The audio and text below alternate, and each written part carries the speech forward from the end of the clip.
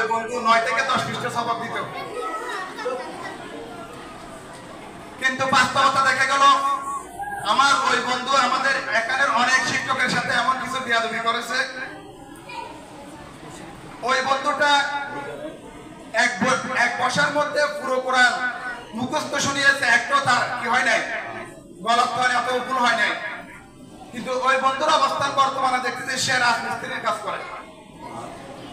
যেদিন মাদ্রাসা থেকে সে যেদিন পুরো কোরআনকে খতম দিচ্ছে মুখস্থ, আমরা 4-5 জন একসাথে ধরতেছি, সে বাড়িতে চলে যাবো, তার বাড়ি আশেপাশে, সেজন্য আমি নামটা নিচ্ছি না। আমাদের শিক্ষক তাকে নিষেধ করেছিল, তুমি যখন সফিনে শোনাচ্ছ, অর্থাৎ তুমি যখন কোরআনকে 1 বছরের মধ্যে সবাইকে শোনাচ্ছ, এটা তোমার জীবনের শেষ পর্যায়ের একটা সফলতা। তুমি আজকের দিনে বাড়িতে না গিয়ে পুরো শেষ করে তুমি বাড়িতে যাও।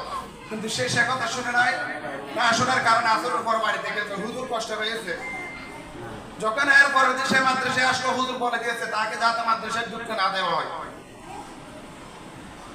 সে সময় সে তার অবস্থানের কথা চিন্তা করতে পারে নাই, তখন সে তার মতো করে চলে গেছে।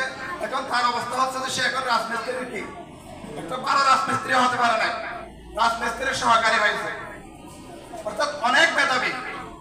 কিন্তু শিক্ষকের সাথে বেয়াদবি করার কারণে, মাদ্রাসার সাথে বেয়াদবি করার কারণে তার চেয়ে মেধাহীন ছাত্ররা এখন দেশের বিভিন্ন জায়গায় গিয়ে বিভিন্ন সেক্টরে চাকরি করে, কাজ করে, অথবা নিজে কোম্পানির মালিক হয়ে এই মাদ্রাসাকে লাখ লাখ টাকা সহযোগিতা করতেছে, এরকম ছাত্র আছে।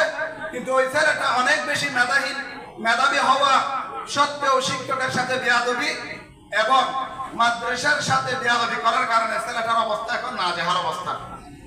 এটা একটা শিক্ষণীয় বিষয়। এটা শুধু ছাত্রদের ব্যাপারে। আমি আরেকটা আমার নিজের বিষয় বলি। আমরা যখন 2005 সালের শুরুতে মাদ্রাসায় ভর্তি হয়েছি, তখন এই মাদ্রাসায় শুধু ওই পুরাতন হাফজাখানাটা ছাড়া আর কিছুই ছিল না, কোনো কিছুই ছিল না এই মাদ্রাসাতে। তখন আমাদেরকে, আমি যখন প্রথম দিন ভর্তি হতে আসছিলাম, শেরে বাংলা স্কুলের গেট থেকে দেখতেছি মাদ্রাসার মাঠে টুপি শুকাইতে দিচ্ছে। এখন টুপিগুলো কিসের উপর শুকাইতে দিচ্ছে? মাদ্রাসার মাঠে মিষ্টি কুমড়ার গাছ রোপণ করছে, ওখানে বড় হয়ে বড় বড় মিষ্টি কুমড়া ধরছে। একটা মিষ্টি কুমড়া এত বড় হয়েছে যে একটা মিষ্টি কুমড়ার উপরে 2টা টুপি শুকাইতে দেওয়া যেত। শেরে বাংলা স্কুলের গেট থেকে ওই টুপিগুলো দেখতাম, এটা কিসের উপর হতে পারে। এসে দেখতেছি প্রত্যেকটা টুপি শুকাইতে দিচ্ছে মিষ্টি কুমড়ার উপরে। অর্থাৎ মাদ্রাসার আর্থিক অবস্থা অনেক বেশি কি ছিল, দুর্বল ছিল, খারাপ ছিল। মাহালিয়ার বিলে যখন পানি উঠে যেত, মাহালিয়ার বিলে পানি উঠার আগে আমাদের মাদ্রাসা পানি উঠে যেত, মাদ্রাসা বন্ধ হয়ে যেত। আমাদেরকে ভালো একটা খাবার দিতে পারতো না। একদিন বেগুন নিয়ে আসছে বাজার থেকে, বেগুন যখন আসছে তখন বেগুনের তরকারি দিছে। এখন দেখলাম বেগুনের তরকারি দিয়ে ভাত খেতে গিয়ে একটা ফোকা আমাদের তরকারির উপর বেশ আছে। তো কথাটি তো এখানে বলা যাচ্ছে না, কারণ কাকে বলবো। পরের সপ্তাহে বাড়িতে গেছি, বাড়িতে যাওয়ার পর আমার আম্মুকে বললাম, দেখেন আম্মু, মাদ্রাসায় তো খাবার কম দেয়, এটা বড় কথা না, কিন্তু ভাত খেতে গিয়ে দেখতেছি তরকারির মধ্যে ফোকা বেশি আছে। তো আমার আম্মু ওদিন চাইলে এরকম বলতে পারতো যে মাদ্রাসায় তরকারির সাথে ফোকা দিয়েছে, ওই মাদ্রাসায় আমার সন্তানকে পড়ানোর দরকার নাই, এখনই নিয়ে আসবো, কারণ আমার বাবার টাকা ছিল তখন।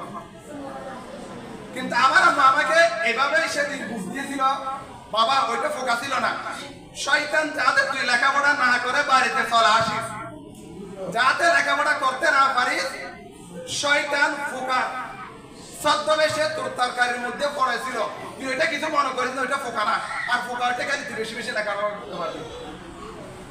এটা হচ্ছে আমাদের অভিভাবকদের জন্য একটা কি, আমার জীবনের বাস্তবতা এটা। আমি এই 2টা ঘটনা বলার পরে আপনাদেরকে এটা বোঝাতে চাচ্ছি, ছাত্র যতই মেধাবী হোক না কেন, একটা ছাত্রকে মাদ্রাসার প্রতি আগ্রহ থাকতে হবে, মাদ্রাসার প্রতি ভালোবাসা, মায়া, টান। আমি বিদেশ থেকে এসেছি আজকে 3 মাসের অধিক হয়ে গেছে। আমার মনে হয় এই 3 মাসের অধিকের মধ্যে 3 মাসে আমি মাদ্রাসায় প্রতিদিন আসছি, এই 2-4 দিন অথবা 10 দিন 15 দিন এদিকে সেদিক হবে। এই 3 মাসের মধ্যে আমি প্রতিদিন ওই কোথাও বেড়াতে যাচ্ছি, আমি আগে আমার শিক্ষকের সাথে দেখা করছি, আমি এদিকে যাচ্ছি, আগে এসে আমি আমার শিক্ষকের সাথে দেখা করতেছি, মাদ্রাসায় একটু হেঁটে যাচ্ছি, কারণ আমি বাড়িতে যদি একদিন বের না হয়ে থাকি এই মাদ্রাসার জন্য আমার কি মন পুরে। অর্থাৎ শিক্ষা প্রতিষ্ঠানের প্রতি যে সন্তানের যে ছাত্রের খান মায়া মমতা কিছু নাই, সেই ছাত্র অনেক মেধাবী হতে পারে, কিন্তু একদিন গিয়ে ছাত্রটার আর কি থাকবে না, অস্তিত্ব থাকবে না। সেজন্য আমাদের মেধার পাশাপাশি একজন ছাত্রের মধ্যে মাদ্রাসাতে মায়া থাকতে হবে, থাকতে হবে। আজকে আপনারা যে বিল্ডিং এর উপর বসেছেন, এটা একসময় আমরা এখানে সাঁতার কেটেছি, এখানে আমরা একসময় সাঁতার কেটেছি। এদিকে কচু বাগান ছিল, কচু বাগানে কচু গাছ তুলেছি, এদিকে একটা পুকুর ছিল, মাছ ধরেছি। মাহালিয়ার এমন কোন জায়গা নাই ডাবাতে আমরা মাছ ধরি নাই। ফরিদপুর দিকে আমরা লাগরে নিয়ে আসছি। অর্থাৎ এই মাদ্রাসার জন্য আল্লাহ তাআলা এমন সবকিছু করাইছে, যেটার বরকতে বর্তমানে বিদেশে গিয়ে আল্লাহ তাআলা অনেক ভালো একটা অবস্থানে রেখেছে। এটা আমি শুধু এই মাদ্রাসাকে ভালোবাসার কারণ আমি এটা মনে করি, নয়তো আমার কোনো যোগ্যতা নেই। আপনারা যেখানে বসেছেন, এখানে যে মাটিগুলো ফেলছে, আমরা এখান থেকে ওই সিটেমুড়ার ভিতরে গিয়ে কতগুলো এই আহমদ বৈশাখ আছে, সিটেমুড়ার ভিতরে গিয়ে ট্রাকে করে করে আমরা ওখানে ট্রাকের উপর গিয়ে যেতাম, মাটি মাথার উপর করে ওই গাড়িতে উঠাতাম, আবার এখানে এসে ফেলতাম। এগুলো হচ্ছে যে আমার জীবনের সফলতা কেন এসেছে এটা বলতেছি। আর আপনারা যারা মা আছেন, বাবা আছেন, ছোট্ট একটি কারণে, কোন একটি ছোট্ট কারণে শিক্ষকের উপর কখনো রাগ করবেন না। আপনার সন্তানকে শিক্ষক যখন বুঝেন, আপনার সন্তান অবুঝ, আপনিও বুঝেন, তাহলে দুই পাশে দুইজন মানুষ বুঝের আছেন, মাঝখানে যে আছে সে অবুঝ আছে। তাহলে ওই অবুঝ সন্তানের অবুঝ মানুষটার কথা শুনে কখনো শিক্ষকের উপর রিয়েক্ট দিবেন না, মাদ্রাসার উপরও খারাপ কোনো রিয়েক্ট দিবেন না। আপনি বুঝাইলে শিক্ষক বুঝবে। যদি আপনার সন্তানকে ব্যতিক্রম কোনো শাস্তি দেওয়া হয়, অথবা আপনার সন্তানকে এমন কিছু বলেছে অথবা করেছে যেটার দ্বারা আপনার খারাপ লেগেছে, আপনি মাদ্রাসাতে পরিচালকের কাছে যদি আপনার লজ্জা লাগে অথবা আনিজি ফিল করেন, তাহলে মাদ্রাসার নুরানি বিভাগের প্রধান আছে, ওনাদের সাথে এসে আপনারা সমন্বয় করবেন।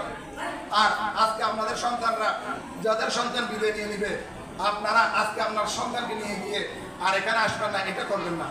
আপনাদের সন্তানকে অন্য প্রতিষ্ঠান থেকে আসার সাথে সাথে সপ্তাহে একবার অথবা দুইবার বলবেন, তোমার শিক্ষককে গিয়ে একটু দেখে আসো, মাদ্রাসা দেখে আসো। আপনি ওকে 50 টাকা 100 টাকা হাতে দিবেন, এই হাতে টাকা পাঠাবেন, যাও এটা তোমার বড় হুজুরকে দিয়ে আসো, অথবা তোমার তরিক হুজুরকে দিয়ে আসো, নয়তো তোমার ওই কামরুল হুজুরকে দিয়ে আসো, যিনি আছেন। অর্থাৎ এটার মাধ্যমে মাদ্রাসার সাথে একটা সম্পৃক্ত সম্পর্ক রাখবেন। সেজন্য আমি আপনাদেরকে আবেদন জানাবো, আপনারা যারা আজকে কষ্ট করে এসেছেন এবং অনেকে এসেছেন আজকে বিদায় হয়ে যাবে অনেকের সন্তান, আবার অনেকে এসেছেন আরো আসবেন, সবার জন্য আমার আকুল আবেদন থাকবে, আপনারা মাদ্রাসাকে ভুলে যাবেন না, মাদ্রাসাকে সহযোগিতা করবেন। আপনারা আমাদের মাদ্রাসার শক্তি। একটা গাছের মধ্যে যখন ফল থাকে না, ওই গাছের কোনো মূল্য থাকে না। তেমনি ভাবে একটা মাদ্রাসায় যখন ছাত্র থাকবে না, ছাত্রদের মা বাবার সাথে যখন সম্পর্ক থাকবে না, ওই মাদ্রাসার কোনো মূল্য থাকবে না। যতই ভালো ভালো শিক্ষক থাকুক না কেন, ওই মাদ্রাসার কোনো মূল্য তাই। সেজন্য আমরা সবসময়, মাদ্রাসা কর্তৃপক্ষ সবসময় মনে করে আমাদের ছাত্ররা, আমাদের অভিভাবকরা আমাদের মাদ্রাসার সম্পদ, তারা আমাদের মাদ্রাসার অংশ। এই মাদ্রাসার মালিক অথবা অভিভাবক, এই মাদ্রাসার সবচেয়ে বেশি সহযোগী এবং সাহায্যকারী হচ্ছে আমাদের অভিভাবকরা। তারা তাদের ছেলে সন্তান আর্থিক পরামর্শ সবকিছু দিয়ে আমাদের মাদ্রাসাকে সবসময় সহযোগিতা করে। মাদ্রাসা যেটা অন্তরে লালন করে, আপনারা আপনাদের প্রত্যেকের অন্তরে এটা লালন করবেন। আমার সন্তান দিয়েছি, সেজন্য মাদ্রাসাটা আমার, এই মাদ্রাসা আমার সন্তান করে, আমি মৃত্যু পর্যন্ত এই মাদ্রাসাকে সুখে দুঃখে এই মাদ্রাসার পাশে থাকবো। সেজন্য আপনারা সবসময় একটা সুন্দর মন মানসিকতা এবং পজিটিভ মন মানসিকতা নিয়ে মাদ্রাসায় আসা যাওয়া করবেন এবং মাদ্রাসার প্রতি আপনারা খেয়াল রাখবেন। আমি এই বলে আমার সংক্ষিপ্ত কথা এখানে শেষ করলাম। আসসালামু আলাইকুম ওয়া রাহমাতুল্লাহ।